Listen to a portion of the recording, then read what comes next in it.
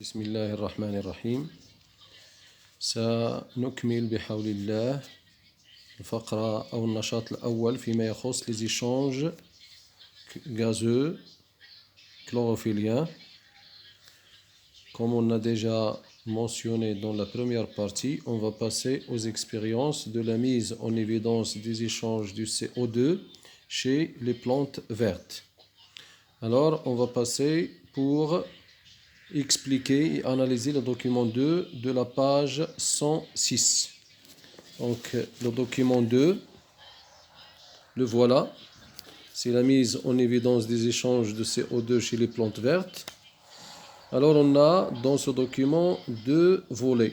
Un volet qui va parler de ces échanges chez les plantes à vie aérienne et un autre qui va parler sur ces échanges au niveau des plantes aquatiques. Pour le premier volet, on a les trois premières expériences. Pour les plantes à vie aérienne, on utilise le rouge de chrysole. Le rouge de chrysole, c'est un indicateur de pH qui permet de détecter les variations de la teneur du milieu en dioxyde de carbone.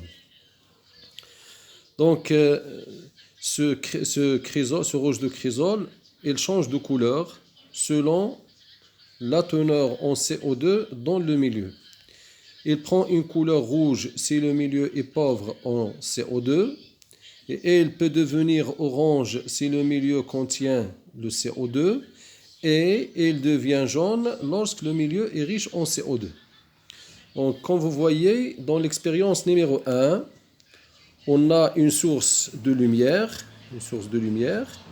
et un tube où il y a le rouge de chrysole qui prend une couleur orange et on a de l'air libre. L'air libre, c'est, comme vous savez déjà, qu'il est composé de plusieurs gaz, à savoir les gaz qui nous concernent ici, ce sont le CO2 et le dioxygène. Dans l'expérience 2, on a fait introduire des feuilles vertes fraîches d'une plante dans ce tube et on a fermé d'une façon étanche pour qu'il n'aura pas d'échange avec le milieu extérieur. Ce tube a essayé. Après 3 heures, on remarque que la couleur du rouge de chrysole a changé et elle devient rouge. C'est-à-dire, comme explication à cette expérience, ce changement, et nous avons mentionné dans l'introduction que la couleur rouge du milieu se manifeste dans un milieu qui est pauvre en CO2. C'est-à-dire le CO2 qui était dans ce milieu a été absorbé par les feuilles vertes fraîches. Alors, pour une deuxième expérience, on a l'expérience 3. On a pris le même tube qui contient le rouge de chrysole ayant une couleur orange avec introduction de feuilles fraîches de plantes vertes et étanches pour qu'il n'y aura pas d'échange avec le milieu extérieur, mais on a ajouté une cache noire à ce tube pour isoler la lumière, c'est-à-dire pour que l'expérience se passe dans l'obscurité. On a éliminé l'influence de la lumière dans cette expérience. Après 3 heures, on voit que la coloration devient jaune. Et la couleur jaune, il ne peut être vue que si le milieu est riche en CO2, comme ils nous ont déjà mentionné dans cette expérience, cette introduction. Alors, comme explication à ces 3 expériences, on remarque qu'il y a un changement de couleur dans les deux expériences, l'expérience 2 et l'expérience 3. Par contre, l'expérience 1, sa couleur reste intacte en présence de la lumière à cause de la non-existence de la plante verte ou bien des feuilles vertes fraîches. Mais dans l'expérience 2, on remarque que la couleur a passé de l'orange au rouge, c'est-à-dire que le milieu est devenu pauvre en CO2.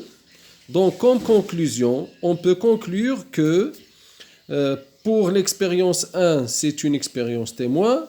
Et pour l'expérience 2, les feuilles, on peut dire que les feuilles vertes fraîches ont absorbé le CO2 par le phénomène de la photosynthèse. C'est-à-dire, il se fait en pleine journée où il y a de la lumière. Et donc, les réactions chimiques de la photosynthèse ont eu lieu, ce qui a permis l'absorption de CO2 qui a entraîné le changement de la couleur de l'orange vers le rouge. Pour l'expérience 3 qui a été faite dans l'obscurité, on conclut que les feuilles vertes fraîches ont produit le CO2 par le phénomène de la respiration.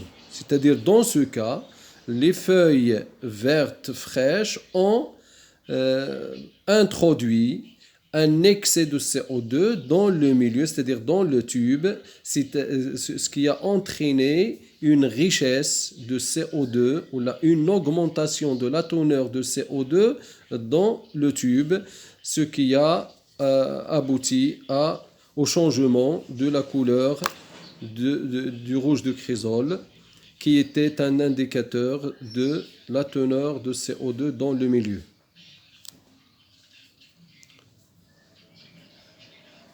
Merci et à la prochaine vidéo.